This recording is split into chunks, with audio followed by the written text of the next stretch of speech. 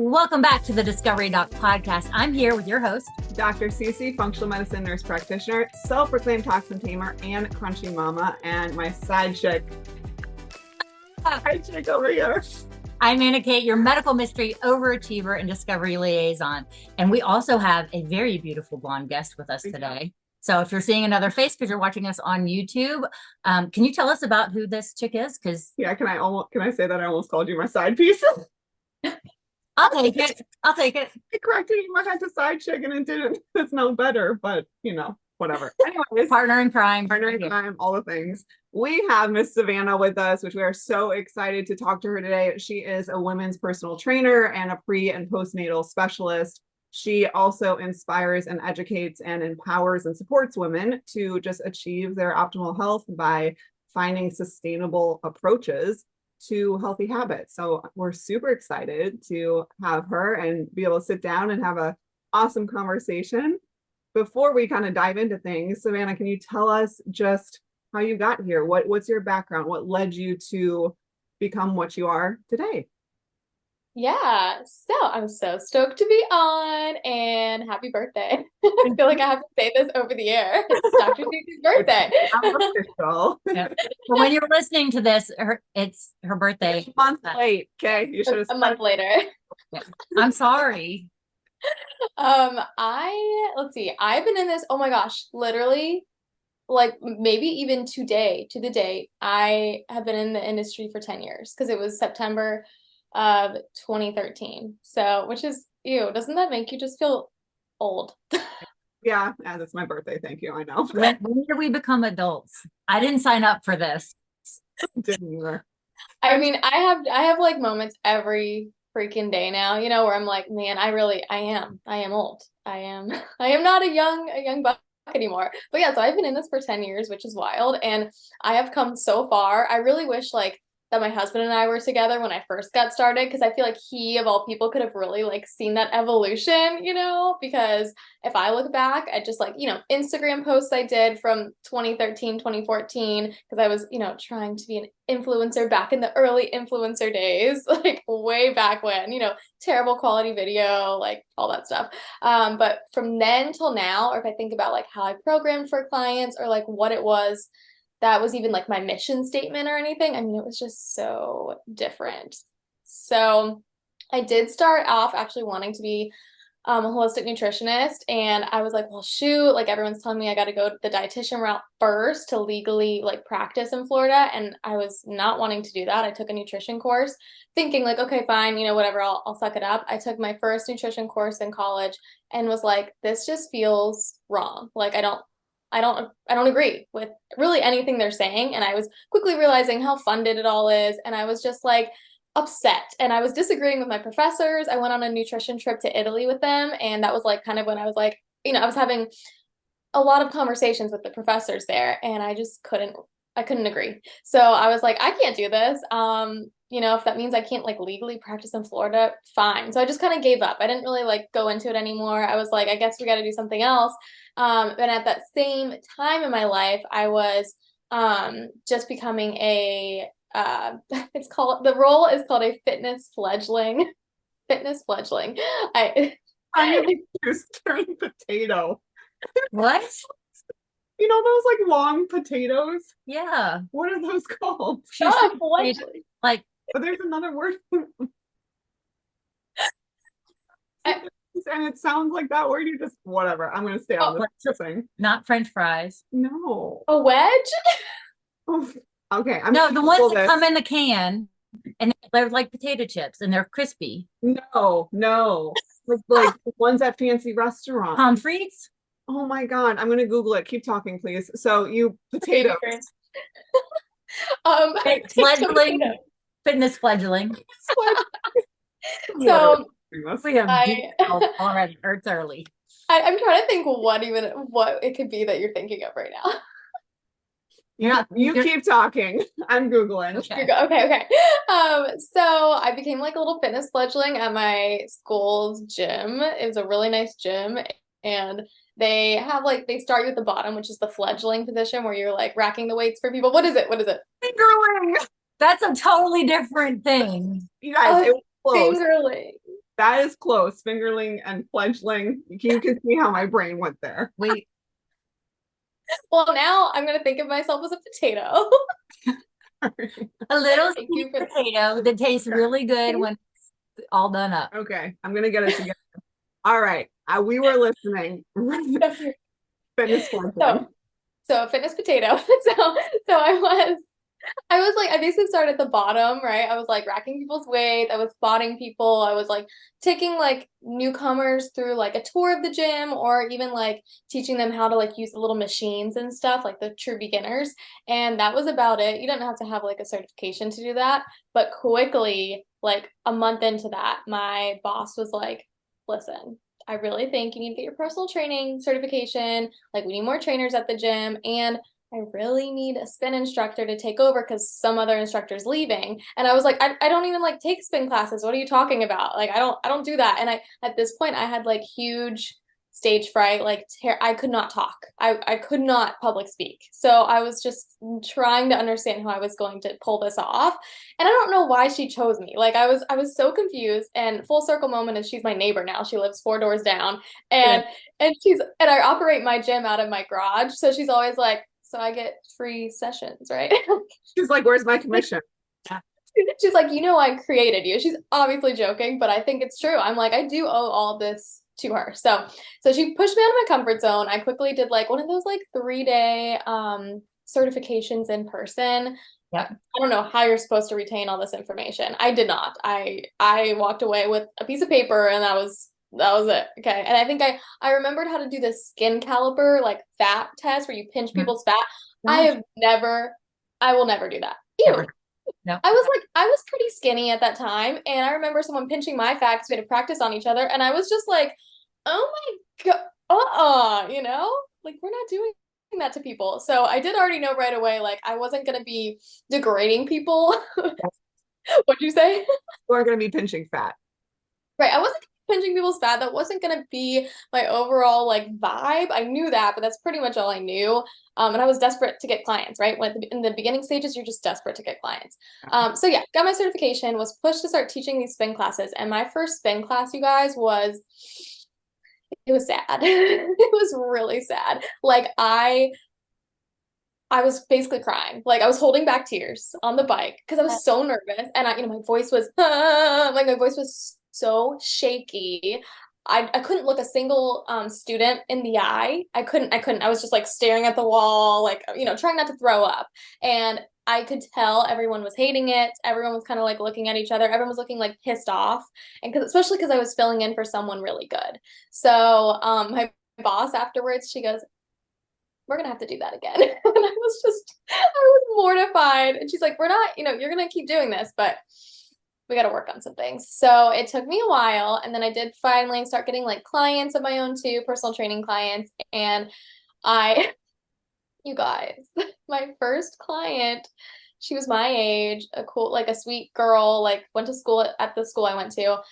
I didn't know any better. And I thought, the only way to keep a client is to kill them that first session. They want to be murdered. That's it, right? Like, you gotta impress them with how hard you are. So that's what I did with this poor deconditioned girl. Okay. What? I said, oh no. No, it was bad. It was bad. So we go through like the whole workout. She's dying, but it's okay. I still have the note somewhere, like my, workout I wrote for her. I decided to finish it with what I called this stairway to hell. Oh, please don't. No, you did not do this to this poor girl. It gets way worse. So I'm like crying thinking about it. I'm like sweating. It was a bad moment. So it's so bad. So I say we're gonna do, I think it was like 10 calf raises on every stair step, and it was like this long staircase in the gym. Okay, so it's a 2-story gym. We're gonna do 10. You've murdered her, haven't you, by this point? Oh yeah, of course. I had already kicked her butt, and I was like, we're gonna do this finisher. So it was like 10 or something calf raises on every single step. There was probably 20 steps, and it's like full range of motion on and off the stair. It's not just like doing it standing up on the ground, so it's extra hard. the poor girl is trembling, shaking. I'm like, keep going. I've never even done this. I've never done that workout. And I was just like, keep going. Okay. She's like, I can't walk. Ha ha ha. And I'm like, ha ha. Yeah, good job. See you next week. Okay. 2 days later, or maybe like a day later, I get a text from her saying, hey, I ended up in the hospital from your workout. I have rhabdomyolysis, I think is how you say it. Yes. And I had to Google it. I'm like, you have what? I I mean, Google literally it. so much lactic acid buildup. Yeah, that's a So cause. like her Moms muscles to the were extreme. like, yeah, I mean, it was literally terrible. I basically like, killed her muscle, her calf muscles. And, it could be really dangerous. She was in the hospital for a few days and she did come out, and then I brought her ice cream and an apology letter and was like, we're good, right? And I don't think she kept training with me, obviously. I can't remember. Maybe we did like one more session because she already paid for it or something. I don't know. But I mean, it was really bad. And my school, it's a public university, and this became an issue. Like I got called into like the superintendent's office, and they were like, like, do you think they're going to sue because her family is well off? And they're like, do you think I just they're got going to take action? I'm like, I'm 19. I don't, I just was putting her through a workout, and now you're telling me I am like eligible to get sued for this. And I think I think, the school really would cover my butt with that, because I think it would be on the school. But yeah, it was really bad. All is well. We have improved since then, but that was my first client. I have grown so much. I pretty much at that point was like, oh, we're not supposed to like kill people in the first session, like literally send them to the hospital. So I did learn, but I still didn't like get it. I didn't really get how to program. Honestly, I don't know if it was just, this was honestly kind of a cheap certification. It was AFA, my first one, but they didn't talk about programming. Like, it was such a quick thing. Maybe they just didn't have time. It was a 3-day in-person thing, right? But they didn't teach me how to like write an optimal program. They sure as hell didn't talk about what the pelvic floor is or what your transverse abdominis is. I had no idea. And so I spent like, if I was 19, I probably spent the next mathing 3 to 5 years. Yeah, 3 to 5 years, just like guessing, just really like, oh, this looks good. Yeah, like this is like, I saw this on Instagram, like I really didn't know. And I didn't know how to program for myself. I didn't know how to program for anyone. I did do a bikini competition in 2015, and that was a wake-up call for me that I didn't want to support that kind of stuff because it felt really disordered. Every single girl that I was competing with was like, I'm fat, and they're gaunt. They're a skeleton, and they're like freaking out. They're pinching their own fat. They're, like obsessing over, the carbs and stuff. And I'm not that person, and I never have been. So I was like cheating all the time. I was like eating spoonfuls of peanut butter. And I'm like, my coach will never know. I mean, it showed on stage when I wasn't that lean, but I was just like, it's fine, because I was so malnourished. They had me on 32 grams of fat a day. Oh, they cut my fat. I told you that I did it in 2012, and because my body wasn't responding, they cut all the fat out of my diet, all of the fat, all of the fat. Like, do we understand how bad for our brains that is? Like, people don't understand that you need that good fat, not like the fun fat, but the good fat to literally fuel your brain. Yeah. I was about to say, talk about baby brain or Swiss cheese brain. Like, right? And oh my gosh, you guys just triggered a memory for me. My peak week, right? So like right before stage, when I'm literally everything's slashed, I'm starving. That was exam week. Oh no. I will never forget that. And I remember thinking like, this sucks. I like really don't feel like I, can cognitively function. No shit. No, can I cuss on this? Yeah. Okay. You can say that word. No shoot. You can say PG words. Yeah. Well, here's the deal. I censor myself all day. Okay. Just not the F word. Yeah. Not George Carlin's. So yeah, don't go that way. Not that. Don't worry. Reference. I'll share that with you. Okay. I'll share it with you later. I'm like, I don't get it. Someone needs to tell me. I'm glad that you know it. I'm glad you don't know that reference. So. I don't know like any references, honestly. Whenever someone references anything, I'm like, Yeah. I pretend all the time. And the only one to call me out on it is my husband. He's like, you have no idea what I'm talking about, right? And I'm like, no, I don't. He's like, then why did you say yes? I'm like, it's just a reflex at this point. But I was about to say you're that. asking questions. That's what we need. Yeah, exactly. Yeah. Um, okay, gosh, now I'm like such a tangent. Oh, I I'm was sorry. gonna cuss. Oh, got it.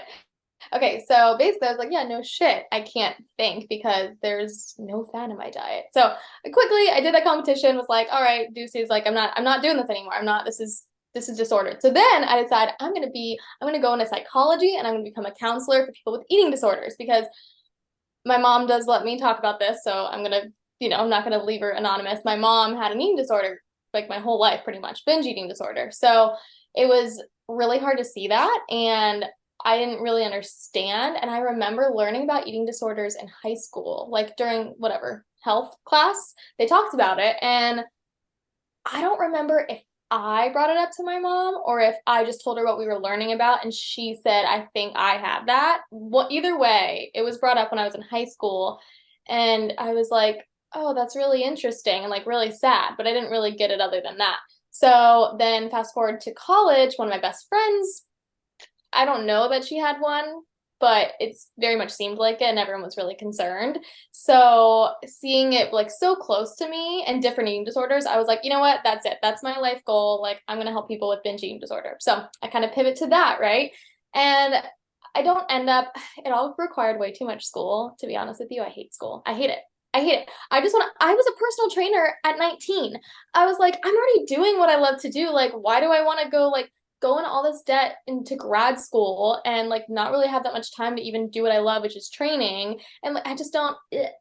So I kind of pivoted again. I graduated just with a BA in psychology. Like nothing impressive. And I just kept training, and that's literally what I've done since I was 19. So since then, I kind of pivoted again. I did get a certification with the Institute of Psychology of Eating. It was interesting. It was interesting. I definitely I learned how to motivational interview. So through that, but the whole point was to like, work with people with eating disorders, but obviously not as their counselor, just more like, I don't, it's a little like on a fine line there, like legally. So I didn't Coaching, really, maybe what's that? almost like a coaching level. Yeah, it was a coaching level, Yeah. but it was just kind of like, and I didn't really do anything with it. I didn't feel equipped enough to work with someone with an eating disorder still. And not that that's what they were saying you were doing, but it was definitely like they were trying to help people with bad relationships with food. And I don't know, I didn't feel confident enough at that time. So I ended up working for Noom. Do you know what Really? Noom is? Really Yeah. Do you know interesting. what Noom is?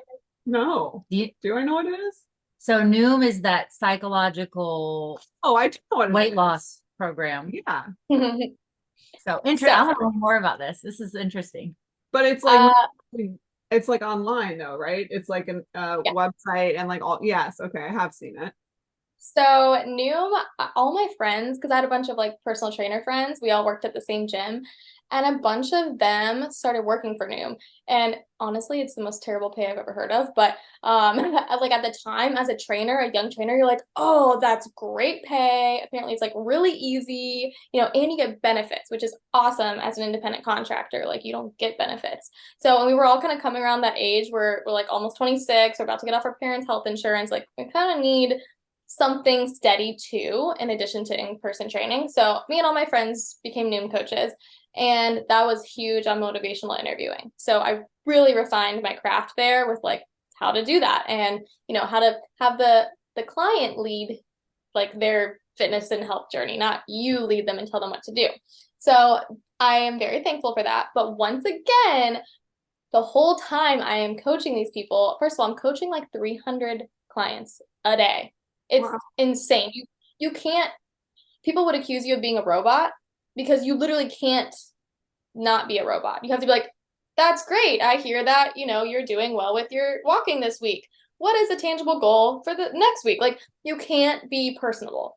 And I would, because I just can't not be. And I would be so behind. I was always in trouble for being behind because I was like, I can't not like this girl's pouring out her heart to me about like her dad died and now she's binge eating. And like, you know, like I can't just be like, you know, sounds like you had a rough week. Like, I can't do that. Right.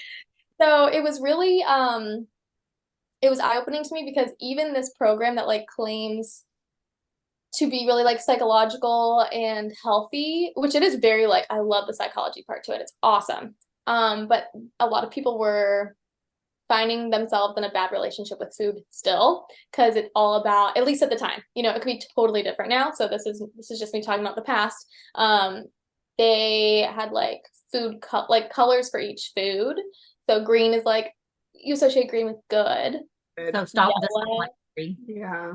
right. Yellow you would associate with Like like, moderate, maybe okay. Every now and then, it's not Yeah. a daily thing. And then and red. do not eat, do not go there, do not pass go, do not collect $200. Yeah, exactly. And unfortunately, that wasn't really the case because yellow foods would be fats. So avocado was a yellow food. What? So the green, it was all about caloric density, right? So the green foods were vegetables and lean meats. And so that's what these people were trained to think, I can only eat green foods. And I would constantly, and I'm sure all the other coaches did too, would constantly be like, no, no, no, no, no. Like, I know that that is how our brains are just wired based on these color systems, but like, no, no, no, like you need to eat yellow foods too. And even, you know, have a couple red foods from time to time. But no, it triggered a lot of people to be afraid of certain foods again. And as we just discussed, good fats are awesome for your brain. So it was really frustrating to see that. And people were so focused on the weight because that was a huge part of it was, oh, I didn't gain any or didn't lose any weight this week. And it was just, ugh. So I think I lasted a year. And that was all during COVID, which was great. Like, I'm so thankful for COVID because like I got to kind of just like take a step back and be like, what do I want to do? And, you know, it was nice to have like a steady job still because everything was shut down, including gyms. So I'm thankful for that job. It taught me a lot and it got me to, it kind of got me to the place I am now because I was able to back off on in-person clients just a little bit as I prepared to open my in-person studio. So, and that was like right at that was like fall of 2020. So like people were kind of coming out of their, you know, hibernation and people weren't as afraid. And honestly, everyone was like, get me back in the gym. Like, I'm so sick of home workouts. So it was a perfect time. My husband and I lucked out and were able to buy a home June of 2020. So before things got crazy and expensive, and that's what we needed to start this in-person studio. So our house still honestly like is a wreck. Like, we're just now, like Alex is doing it this week, scraping popcorn off the ceilings. Like, it's not a cute house. Like, I'm not proud of it. I don't invite people over because I'm like, it's ugly, don't look inside here. But it's because what'd you say?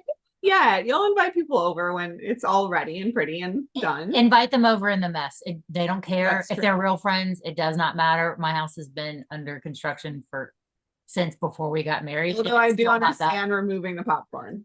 Yeah. Popcorn You know drive. what? You know, it's true though, because if I go over to someone's house and it's a mess or it's just not cute, I'm never like, the only thing I care about is if all of their blinds are drawn. Like, when I go in a house and it's dark in the day, I'm like, are you okay? Are you a vampire? Like, what are we doing?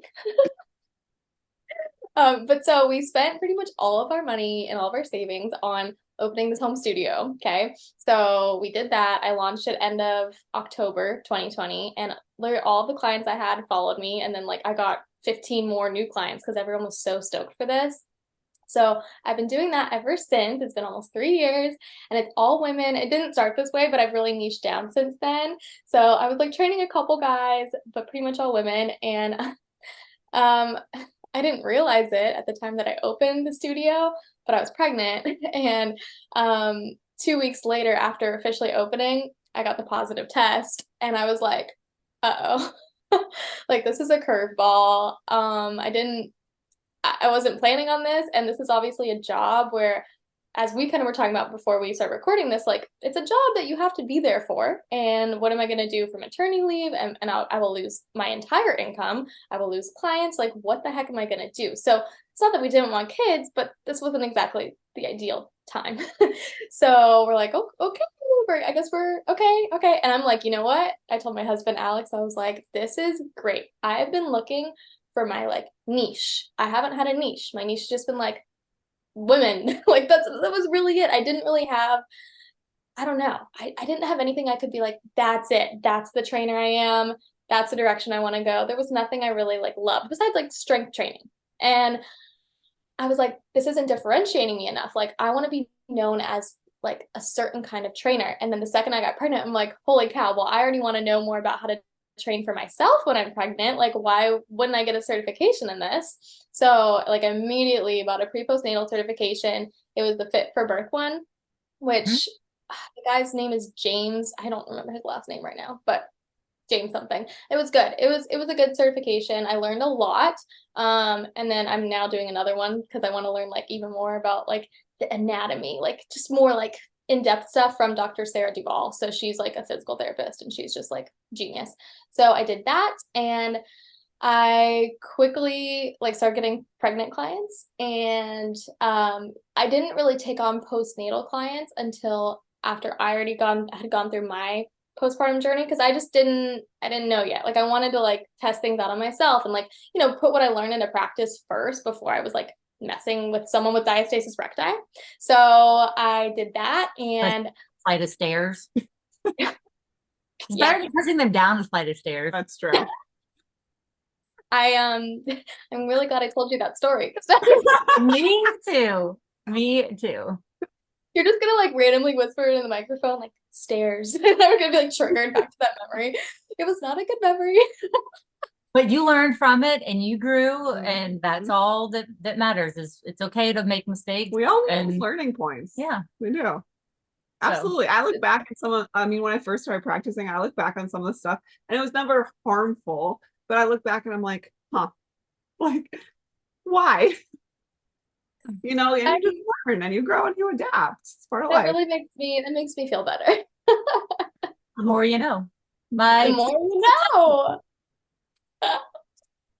So I do also think we've talked about this with some other kind of specialists too, that like you really do have to go through your own something to make you the best at that thing. So like I totally am a believer that like you got pregnant right when you were supposed to put you through the journey of then becoming more of a specialist in pregnancy, postpartum, or prenatal, whatever it is.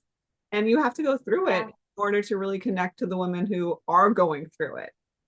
That's exactly right. It's actually funny because my mom, like maybe 2 or 3 years before I ever got pregnant, I remember she texted me one day and she's like, I have a great idea. Why don't you become a pre-postnatal personal trainer? And I was like, Mom, no, like I have no desire to do that. Like that's not my life stage. Like I don't even know anyone that's pregnant. And that was just the truth. So I wasn't there. I wasn't ready. And truly, I don't think I would go to a pre-postnatal trainer that didn't have her own kids. I don't know. I'm sure there's great ones out there that haven't had kids, but it's just you get it. You empathize a lot more too. Like when they're saying, that they're really out of breath or that they're really tired. I'm like, no, I actually get it. I get it. I told Anna Kate, I was like, okay, I've officially come to the point where I get out of breath talking. So don't worry, just keep going. I'm fine, but forewarning.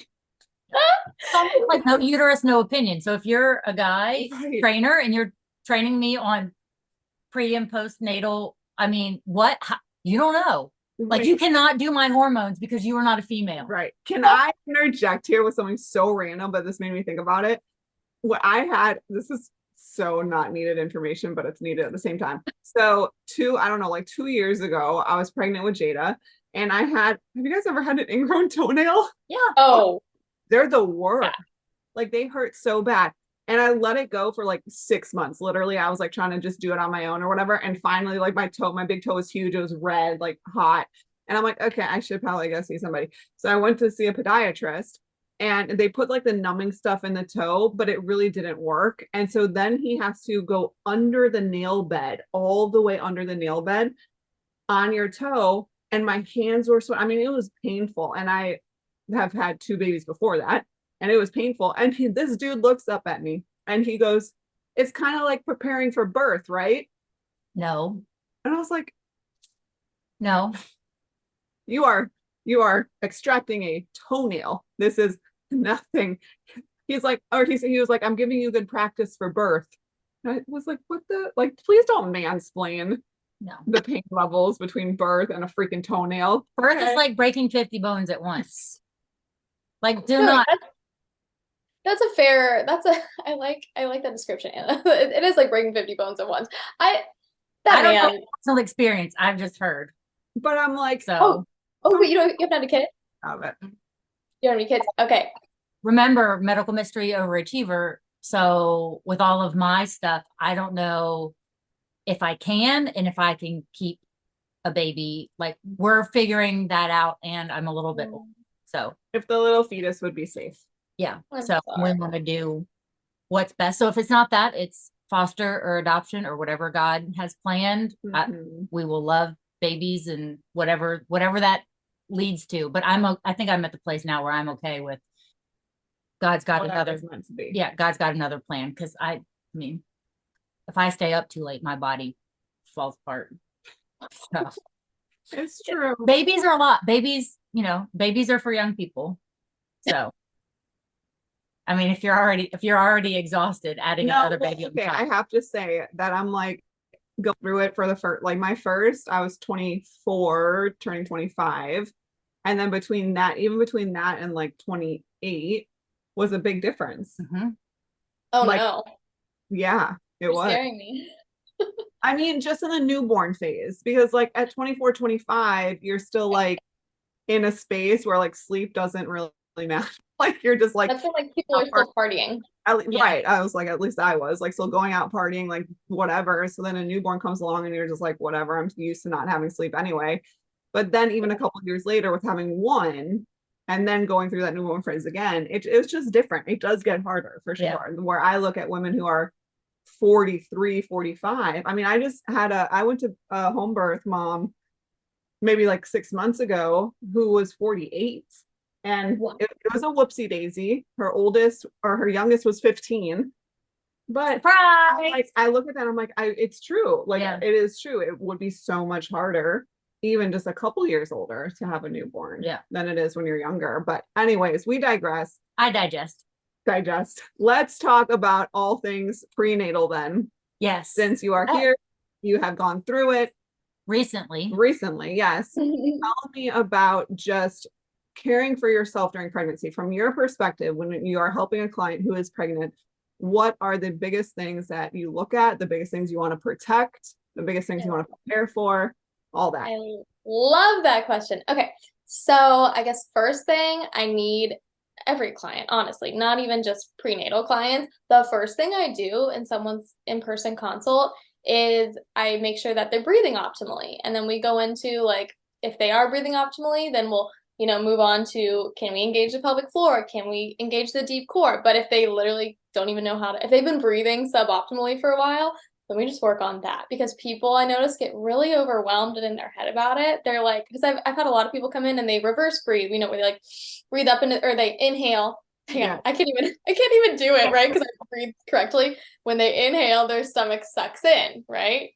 And that is no. It's amazing how everybody thinks that's actually how you're supposed to breathe. And then what I've noticed is, I mean, just through my own journey with pelvic floor and all of that, is it's hard for people when you're so used to breathing like that to then do it properly on its own, but then do it properly while you're moving. Mm-hmm.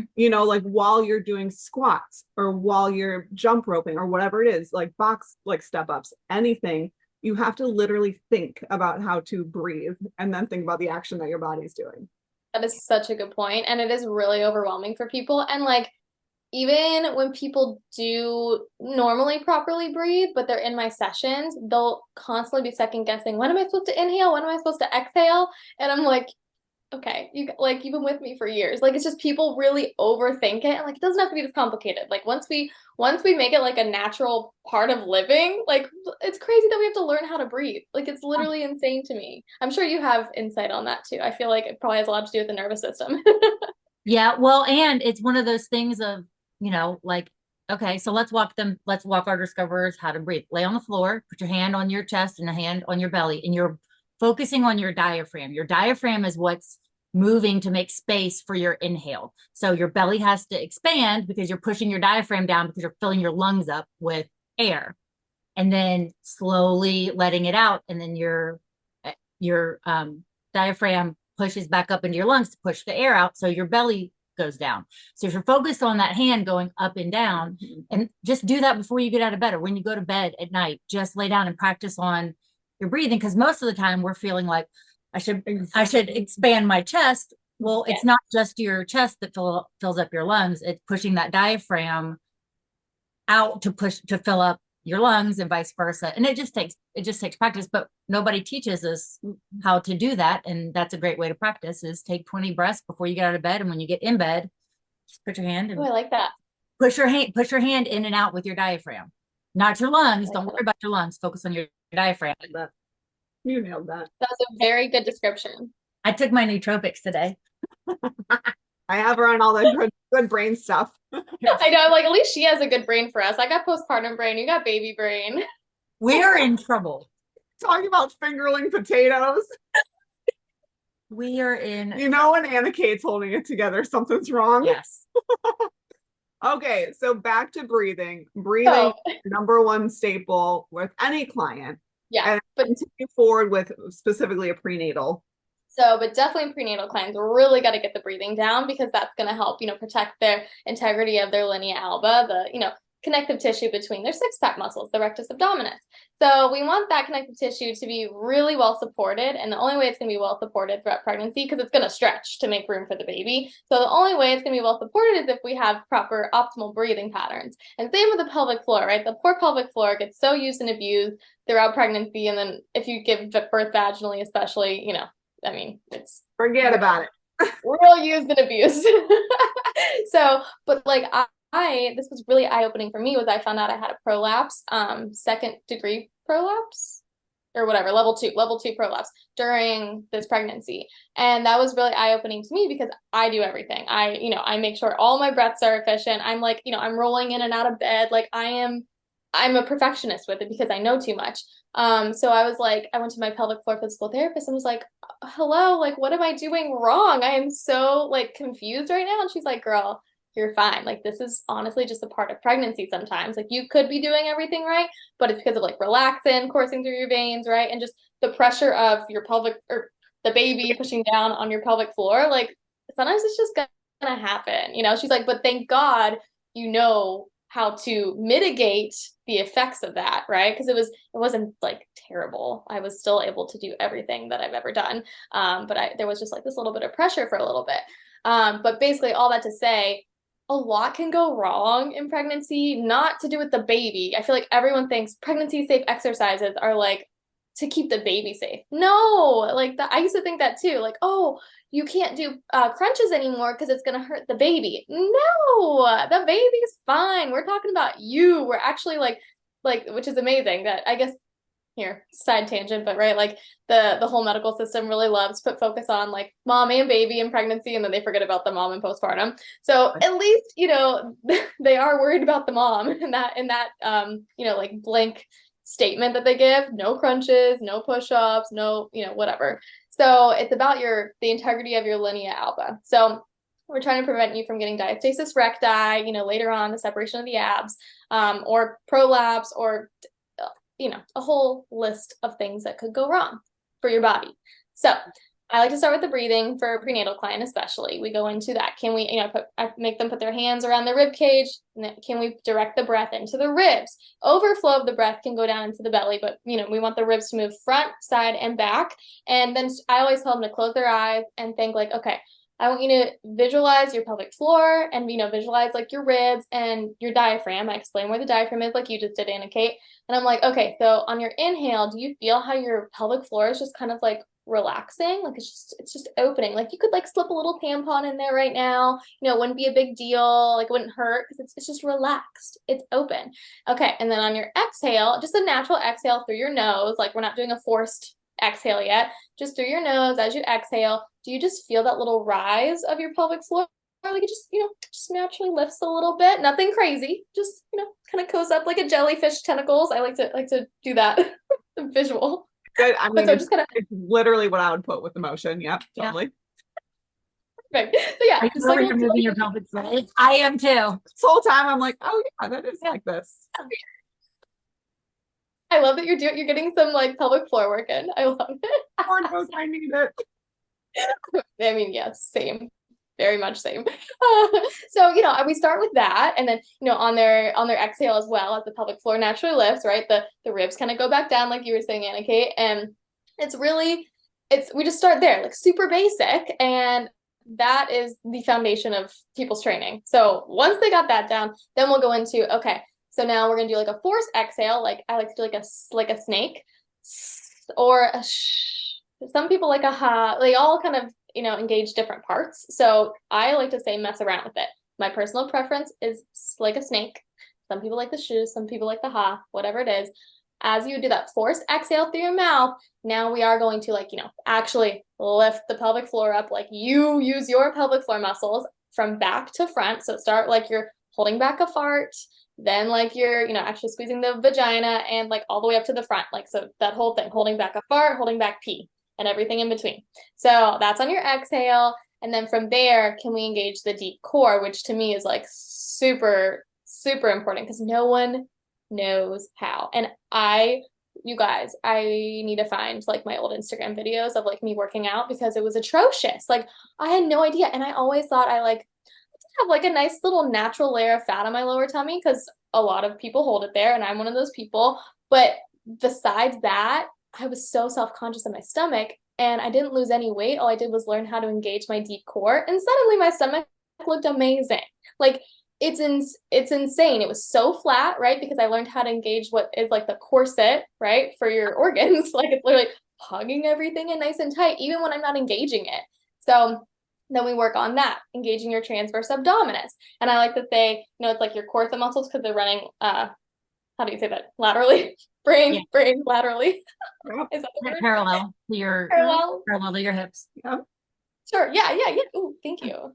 She really did take our nootropics. I almost said perpendicular, but I'm like, nope. No, that's way. They run like this for everyone watching a video. And so they're wrapping around everything in the lower tummy. So for that, we really just work on hands on those hip bones and then imagining them coming together, like drawing closer together on an exhale. So all of that, I don't want to overwhelm anyone any more than that, but we go through that very like basic foundation. And then from there, we practice like, can we keep that deep 360-degree breath? I like to call it like a preparation breath because that's what you're going to do to prepare for any single lift or exercise you do is take the deep breath into your ribs and diaphragm, exhale through the mouth, pull pelvic floor up, wrap deep core in. Now hold that brace. So like as you have a like visible baby bump, you will see, baby hugged in, right? So like hugging the baby, and you want to hold that brace or that hug the entire time you're squatting, or whatever the exercise is, especially for core work. So that's kind of step 2. Can we hug baby? And it's so much easier once you do have a visible bump, like, oh, see, look, like it's he or she's like being hugged in right now. Like, see how he like disappeared? You see some really cool videos of that, don't you, online, where people like, they're like 39 weeks pregnant. And some of these people have such a strong, deep core. I mean, the baby gets sucked into the abyss. Yeah, I think like especially Where did he go? Is he still there? Knock knock.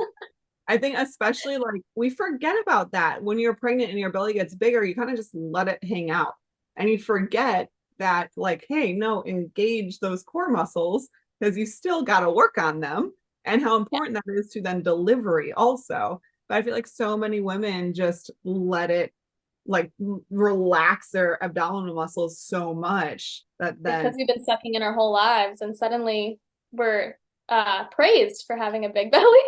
So okay, because you grew up in the South in Florida. Okay. So this is I think this is totally a Southern thing that our moms taught us how to stand up with our shoulders back, have good posture, pull that belly button into our spine, and that's just a natural way of being. And so like I'll walk up to my husband and he like lets his abs go and I poke him in the belly and he was like, I know I need to get rid of it. I said, just fix your posture. That'll help you so much. Just fix your posture. And I think I really do think it's a Southern thing because like you didn't know that. Did your mom teach you that when you were growing up of like, this is how we we sit with our feet on the floor and we cross our ankles Yeah, and we that's hold what- our core up. And so we have that strength and it just never goes. So I think it's a Southern Belle Where in thing. Florida?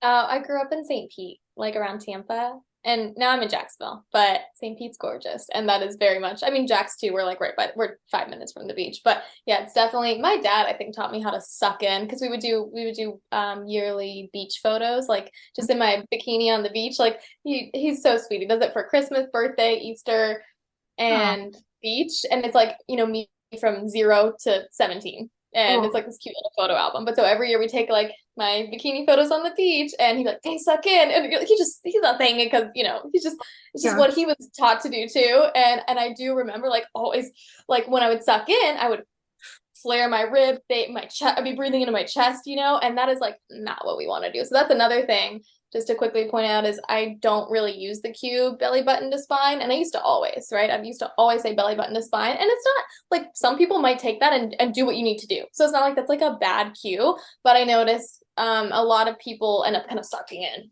right? And doing what I just said, like, yeah. And it's just fixing your posture, keeping like you did in your video a couple of weeks ago, keeping your shoulders over your hips and your hips over your knees and your knees over your feet, all in alignment. So you're not like all kind of Gumby. Honestly, I made that video though, and I admitted that in my caption. I made that video because my husband, he comes up to me and he goes behind my shoulders, because when I have like breastfeeding posture, I don't think it's bad this go around. He hasn't really done it to me this time, so I'm going to pretend that means I have good posture this time. But he would come up behind me when I was postpartum with Scarlett. He would, pull my shoulders back, and he'd be like, "Stand up straight." And I'm like, "What? I didn't even realize I was slouching." He's like, "Dude, gotta fix that." So I do try hard now. But yeah, so basically, moral of the story is we go over all this stuff, really trying hard to be able to work out functionally while still protecting the linea alba, so like protecting the core, for basic terms, and protecting the pelvic floor. And hopefully that means it'll be a pretty like, pain-free, symptom-free pregnancy. Hopefully, I really want to go over kind of what you were just saying, Cece, which is like hopefully your delivery will be a lot better because your deep core is going to be strong, which is what helps push the baby out, right? Those contractions, like our deep core is hugging baby whether or not we want it to during those contractions. And then as we push baby out, we really need that internal strength. So, and I will say, I do feel like because I had such a better understanding of my body this time around, my labor was longer than it was the first time, which was a cruel joke. It was double the time. After everyone goes, "Oh, the second one slips out," I'm like, "Oh, good. Okay." And I'm going into labor and I'm texting my doula, "I'm having contractions." She's like, "Okay, you want to go to the hospital?" I'm like, "Let's do it." Like I'm thinking, he's coming any second. No, he didn't. He took a sweet time. Everyone loves to say that, and it's just not true. My third one was 24-hour labor. Like, don't tell me they go by quicker every time. They don't. Well, one of a girl I know that she had her third and she made it to the hospital, had the baby in the elevator, and like they picked her and the baby up and got him in. Like she couldn't even get out of the elevator fast enough, and he was here.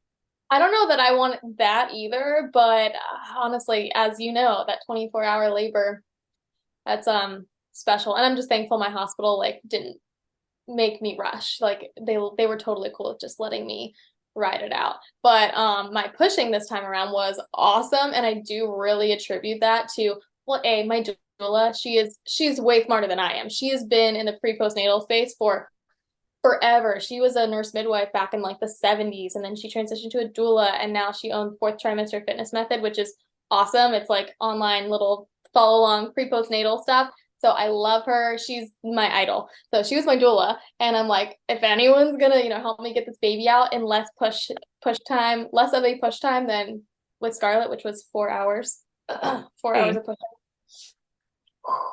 It was bad.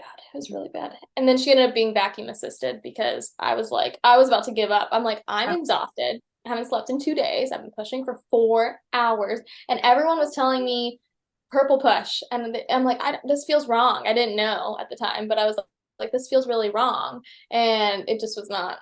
It was not working. So anyway, she was sucked out with a little kiwi. Is what they call it, the cute term, but it's a vacuum. poor girl, she did see a chiropractor after, thank God. And the chiropractor, when I told her what happened, she was like, oh, I'm like, great. I was like, is she okay? She's like, yeah.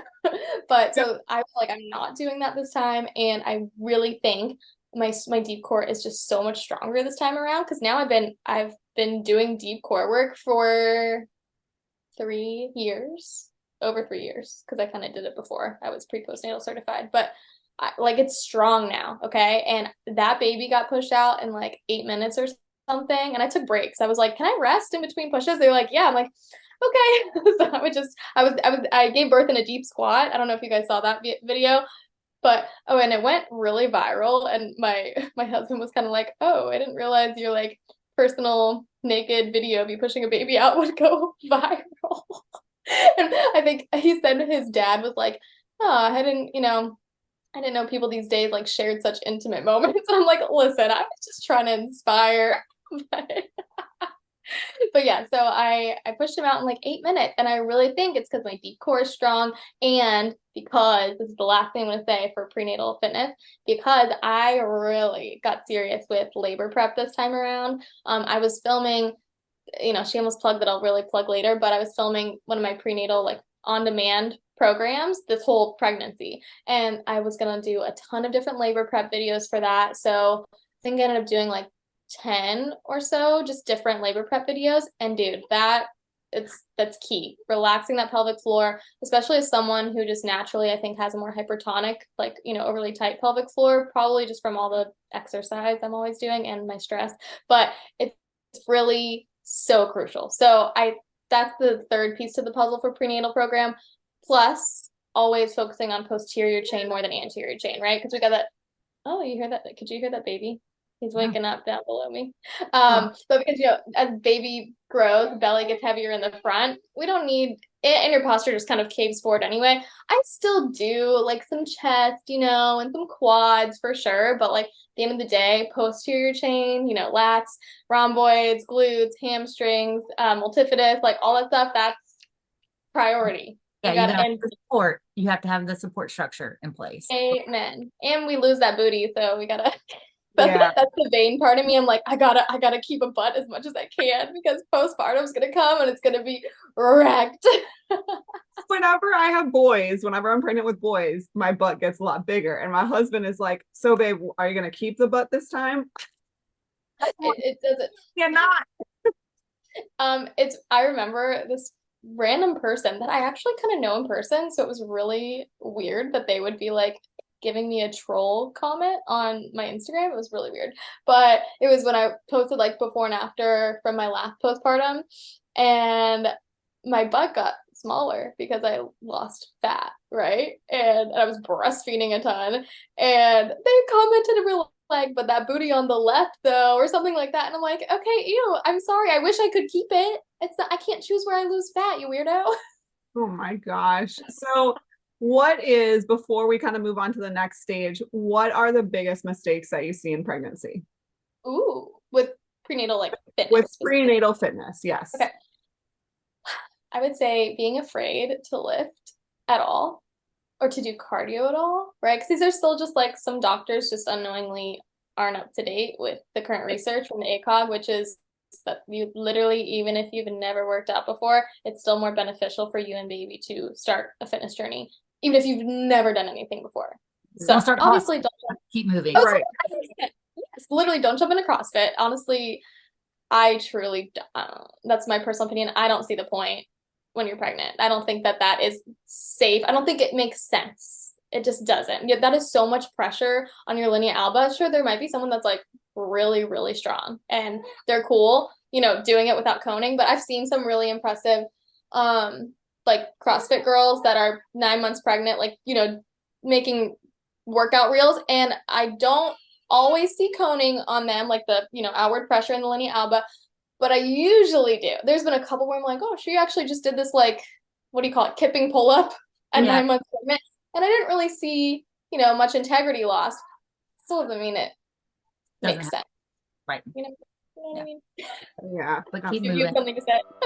And now, a word from our sponsor. People don't realize the connection between the immune and digestive systems. In fact, 70 to 80% of your immune system lives in your gut. That's why it's so important to protect yourself daily. Stellar Biotics are pioneers in immune and gut health with 20 plus years of science behind their metabiotic and probiotic supplements. They are all natural, proven safe and effective for everyone in your family, children, nursing mothers, and even pets. I trust them for my family's immune and gut health support, and I hope you consider them for your family too. Learn more at stellarbiotics.com and use coupon code DrCC10 to get 10% off your purchase today. But no, it's so true because I did so I played soccer in college, and then I got out of college and I was like, I need to do something competitive. And so I jumped right into CrossFit. And I got pregnant with Ava, and I did CrossFit up until literally the day before I had her, but my body was conditioned for it. Yeah. And I personally made modifications. Personally, no one was telling me to do that, but I knew enough from being an athlete that I need to make modifications. And I wasn't doing toe touches, and I wasn't doing kip pull-ups, and I wasn't doing all this stuff. And I didn't care if it would be a 12-minute AMRAP. I would be like, I'm going to take 45 minutes and I'm going to just do 3 rounds. You know, like that. There's certain things that just don't make sense. Yep. In general. Yeah. I loved my time with it, but looking back, I'm like, oh. Well, the competitive push is great in a season, but not all seasons. Mm-hmm. Oh, I love that. You know what? That's actually, this is a little tangent before I can make this one of my points, actually. We're going to make this a point. So with like the mistakes you see in prenatal fitness, one of the things that I noticed with myself was because I was like the girl that it probably has a lot to do with like how anxious and hormonally imbalanced I was before getting pregnant, but I was the girl that had to do HIIT every day for like 60 minutes, which is not HIIT. HIIT is like, it should be like 20 minutes max. I didn't know that. I didn't care. Or maybe I did know it, but I was like, no, like I can't, like that would ruin everything, because I loved feeling like an athlete. So I really did. I was like, okay, every day we're doing some sort of HIIT for an hour, and then we're still going to lift weights, and like it's going to be the kind of weightlifting where you don't rest between sets, and like you're just going. So it's more HIIT, honestly. Like it makes no sense. For those that are listening, HIIT is high intensity interval training, and it's where you work out, you do an exercise for 30 to 45 seconds, and then you take a 15 to 20 second break, and then you're back at it. So there is a little bit of rest in there, but not enough. Yeah. Not enough. Yeah. I mean, like the way that I was doing it was just just ridiculous, because you really, that's so taxing on the body. My opinion is you really shouldn't do that more than twice a week. And I've seen a lot of clients who have had like, if their goal was to lose fat, I've seen a lot of clients not be able to lose fat because they over exercised. And most of them don't listen to me, and they will keep doing what they're doing, and I can't stop them. But every now and then someone will listen to me, and they'll cut back a lot, and we'll just focus on like actual weightlifting, like with rest periods, like 1 to 2 minutes between sets. And you'll let their nervous system get some time to, chill out before they go into the next set. And just, only do like walks throughout the week.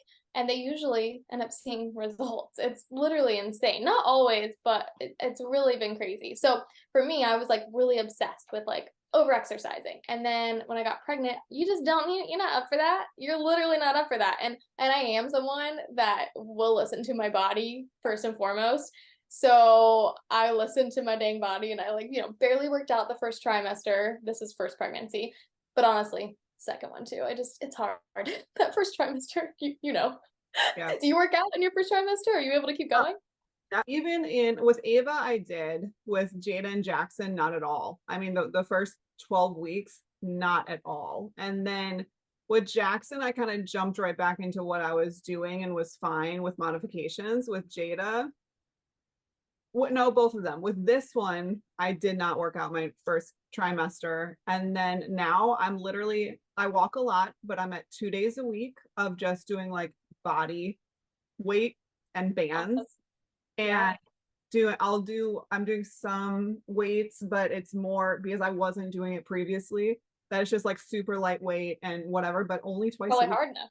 Yeah, but only twice a week. I'm like, because I can maintain that, I can sustain it. So I think your goal for prenatal fitness should be maintenance. I do have like, there's someone right now that I'm friends with who texted me like when she first got pregnant, because it was like maybe a little earlier than she had planned to get pregnant with her third. And she was like, girl, like, is there a way to gain muscle in pregnancy? Like, because I didn't get back to where I wanted to be with like fitness, and I'm pregnant again. Is there a way to gain muscle? Like, is that possible? And I was like, yeah, I have seen that happen. I totally think it's possible. And that to me isn't irresponsible. If you feel up for it, like, that's fine. But, at the end of the day, obviously we're not trying to lose weight in pregnancy. I mean, maybe if you were like, very high risk, like morbidly obese, but that's a special case. So yeah, I was like, absolutely, prioritize protein and weight lift consistently if you can. And this girl, my friend, I just texted her the other day and I was like, you amaze me, because I was like you. I lifted probably 2 to 3 times a week and just walked a ton. And first trimester, pretty much nothing. Just I would try to do like deep core and pelvic floor work because I knew how important that was. And that was so low intensity, like not a big deal, but yeah, that was about it. And this girl, she's lifting like 5 days a week and walking. 5 days a week lifting and then walking, I don't know how many days a week. And she's really working on like having enough protein in her diet, taking creatine, all this stuff. Her doctor said that was fine. But like she said, I've lost inches, not in my belly, but I've lost inches in my arms, not from fat loss, but like from muscle gain. And I'm like, it's amazing. So I do think it's possible. I do think maintenance would be most people's goal, though. That was my goal. Like, just maintain what I have, like I'm not over here trying to, exceed like my usual amount of muscle. I just want to be strong, So, when prepping for labor specifically, I know you touched on it a little bit with breath work and pelvic floor and kind of that deeper core muscles. What would you say, or for a client that you have that is prenatal, that's then going into labor soon, do you have different recommendations for that specific? For labor prep? Mm-hmm. Yes. Okay. So usually around 35 weeks pregnant is when you're going to really start labor prep. Always, honestly, I'm cueing people their entire pregnancy, and even if they're not pregnant, to make sure their pelvic floor is relaxed. Like if they're going to do deep core work, right? You take your inhale into ribs and belly, your exhale, pull pelvic floor up, wrap deep core in, do whatever the exercises you're doing. But then like if it's a Kegel or whatever it is, relax the pelvic floor between sets. Like let's say you're doing dead bugs, okay, or whatever, some deep core pelvic floor work. You're doing a set of 10 of those, and then like flip over and go into child's pose and inhale and really breathe into the pelvic floor and let it open and relax for 30 seconds to 60 seconds, then go to your next set. That way we're never getting that like hypertonic pelvic floor. We're really trying to open it in between sets, or like if you're doing Kegels, in between reps. So take the exhale, pull pelvic floor up, hold for a count of 5 or 10, and then inhale, open it up for 10 seconds, and then go again. So really starting that at the beginning of pregnancy is great, but at 35 weeks, we should really start doing dedicated work. Perineal massage is not my favorite thing, but I did do a video on that in my program because I'm like, it can help. I don't love it. I did it maybe like 3 times, but it is a thing. So, I don't need to go into the gory depths of that. You can Google it, but, basically you are like using your fingers and stretching out that area between the anus and vagina. And it is, not pleasant. So there's that you can do. You can also do just literally dedicated, like mobility routines, which is like low, deep squats. I like to still add in thoracic rotation with it. It's like twisting to one side and the other because your thoracic spine gets so tight. That's just a bonus, but I'll do deep squats with that. I'll do that with heels down, and then I'll go into like child's pose. There's so many good ones. Those are just some common ones I think people kind of can visualize. But yeah, I love to do that. And then even just incorporating, like if you're still working out at that point, no pressure if you're not, because I didn't feel like it. I felt like a big roly-poly at 35 weeks and was like, it was in the summer. And in Florida, I think it was hotter than Hades. Like, I don't know what happened this year, but it was awful. So I really wasn't doing too much lifting in that last month. But if I was, I would sneak it in because it's boring. Like, it's really not that fun to do pelvic floor relaxation. So I would like do a set of squats, and then I'd go do, legs up the wall and my feet in a butterfly, and I'd breathe for 2 minutes because at that point, you really can't breathe. Your diaphragm is smushed up there. You're so out of breath from that set of squats. You enjoy that like little, 2-minute pelvic floor relaxation, then go back to your set of squats. So I just like to like kind of incorporate it in when I can, because people I don't think are going to do it if it's not like a habit stacked with something else. Do you know what I'm saying? Right. Yeah, absolutely.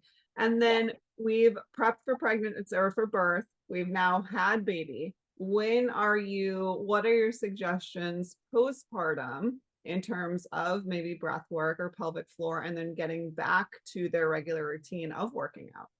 Yeah. So I've heard from different people, and they're all experts. I've heard different like timelines. So, and of course, asking your doctor would be the responsible thing to do. Unfortunately, there are some OBs that, just like I said, just are a little out of touch with the research. And so it scares me to say that, even though I feel like I have to say it, like, because legally you should make sure it's okay with your doctor.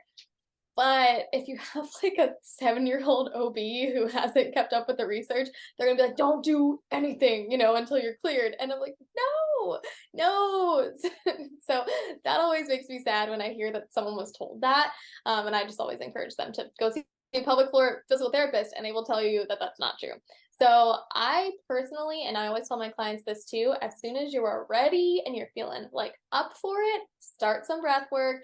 It literally just has to be breath work. It does not, like, we don't have to do a Kegel, okay, on like 2 days postpartum. Like, if you did a vaginal delivery, like, you don't need to.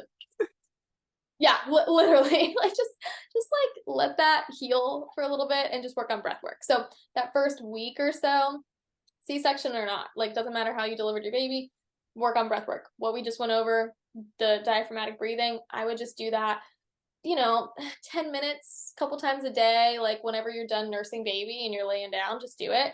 And then by week 2 or 3, whenever you're feeling up to it, that's when you start adding in like some walks outside, just nice, slow, low intensity walks.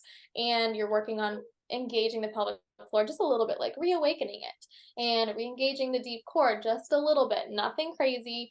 And remember, those are still muscles that need to be, rest. They need to rest. So every day is great, but if you're feeling fatigued and tired from it, or even a little sore, like, take a couple of days off and then do it again. So there's no rush with it. But eventually, we want to always progress. So after another week or so of dedicated breath work and pulling up pelvic floor and deep core, then we can start to add in the limbs. So just like a dead bug, but modified, things like that, where we're moving other parts of our body while keeping that engagement. And that's really functional, because at this point, you're carrying the baby around in the car seat to a chiropractor appointment or, the doctor, and it's very awkward. So you have to be able to have that core brace and, really be able to engage the opposite oblique in order to not like compensate. So I feel like more people complain to me about their like pains, just different everywhere, pain in postpartum, more so than they even do pregnant. I felt the opposite. I hated my pregnancy pains. I was like, my back is killing me. It was the worst. And I always saw a chiropractor and just, I was just in pain. But I think it's just how heavy the belly was. But yeah, a lot of moms come to me postpartum and they're like, my back hurts, my shoulder hurts, my wrists hurt, my, pelvic floor feels like poo. And I think a lot of it really does come down to just that breath work and proper posture and positioning, right? So that's the other thing, is constantly practicing shoulders over ribs, ribs over pelvis, standing upright. It's awkward. It doesn't feel good. It's not innate at 2 a.m. when you're doing your third feed of the night, but do your best. And last thing I'm going to say for postpartum is really focusing on that proper breathing and engagement when you're in regular life, not just when you're doing your dedicated postpartum work. So when you're rolling out of bed in the morning, this was so hard for me this time around, was trying to remember in the middle of the night feed to not just sit straight up out of bed to get the crying baby, but to roll over onto my side, press up from my top hand, right? Engage the core before I do that. And then it was so awkward to like hold him and then have to like come down that way and, not lose integrity basically in my core. But I did it. And I really feel like that's why I don't have like a big diastasis or anything at, what am I, 11 weeks postpartum. So yeah. Well, thank you so much for, we're not done with Savanna. So we will have her on our next episode too. but want to save a little bit for our next episode as well. So Savanna, where can everyone connect with you on the socials? How can they find you? Tell us about your program, like all the things. Where can our audience connect with you? Awesome. Well, my Instagram is Strength with Savanna, and my name does not have an H, so Savanna. Strength with Savanna, and then my TikTok's the same, and then Bump Club Official is my other Instagram handle, which is just like more of what I post on Strength with Savanna, but Bump Club Official is the online like prenatal postnatal programs that I'm doing now. My official like prenatal one, which is Bump Club, has not launched yet. It's very close, but the postnatal one has. So my postpartum heal and restore program is out, and that is just like on-demand follow along workouts, kind of like a Peloton class, right? But you're going to watch me on a mat and breathing with you. We're going to use just like a little Pilates ball or a pillow, and that's literally all you need. Resistance band if you want for the later workouts, but it's very focused on everything we were just talking about. And the Bump Club would be the exact same follow along workouts, prenatal, and they're all very, functional and programmed with being safe, not for the baby safe, but right, safe on your pelvic floor and deep core, and just being really, I guess functional is the word I'm going for here. Intentional, right, with what we're working. So a lot of posterior chain work. So yeah, those are my two programs right now, and then I am about to work on a return to running program. So very excited about that. Amazing. Beautiful. And we'll have all that linked down below. And if you're following the Discovery Doc on social, there'll be all the things about this episode and all the offers. So we're in cahoots now, girls. We're in cahoots. Yes. Well, thank you, Savanna. We can't wait to continue this conversation next time you're going to join us, because we have lots more to talk about. But until then, let's discover together. Bam. Content provided in this podcast provides general information and discussions on various topics related to health, wellness, and medical advancements. However, it is essential to understand that the content provided in this podcast is not intended to be a substitute for professional medical advice, diagnosis, or treatment. The hosts, guests, and contributors are individuals sharing their personal experiences, opinions, and knowledge in their respective fields. While they strive to provide accurate, up-to-date information, medical knowledge is constantly evolving, and the information presented in this podcast may not always reflect the most current research and medical guidelines. It is crucial to consult with a qualified healthcare professional or medical expert for specific medical concerns. Never disregard professional medical advice or delay seeking medical treatment based on the information presented in this podcast. The Discovery Doc podcast encourages listeners to use their own judgment and discretion while implementing any suggestions, recommendations, or lifestyle changes discussed in this episode. Each individual's medical situation is unique and may work for one, may not be suitable or safe for another.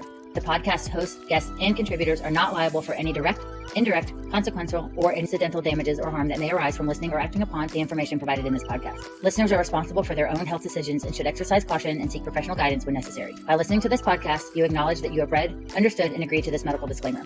If you have any questions or concerns about this medical disclaimer, please consult a qualified healthcare professional.